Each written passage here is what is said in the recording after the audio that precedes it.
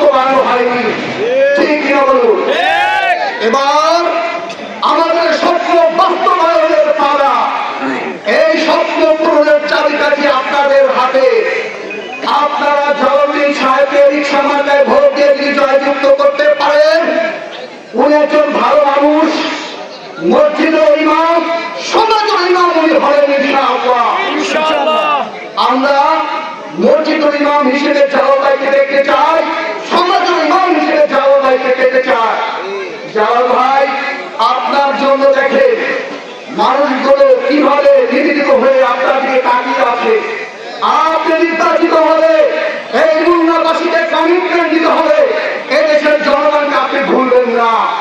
এই জাতীয় পালনের মানুষের জন্য আপনার দরজা সবসময় খোলা রাখবেন। এদের দুঃখের কথা, এদের বিপদে আপদে আপনি তাদের পাশে থাকবেন। আমরা এই জাতীয় পালন উন্নয়ন চাই। বিশেষ করে একটি কথা বলতে চাই, বিগত আমরা দেখেছি যে জাতি যত শিক্ষিত সে জাতি তত উন্নত। আমাদের বাংলাদেশের শিক্ষা ব্যবস্থাকে এরকম ভাবে ভঙ্গুর করে দিয়েছিল পিছনের সরকার। সেই শিক্ষা ব্যবস্থাকে আমাদেরকে ঢেলে সাজাতে হলে আলেম ওলামার সংসদে পাঠানো দরকার আছে কিনা বলে। সুতরাং দলীয় জোরে বছর ঐক্য হয়েছে। বাঙালি জাতি যদি এবার ভুল করে, এই ভুল চিরদিনের জন্য তারা আফসোস করলেও আর সুযোগ পাবেন বলে মনে হয় না।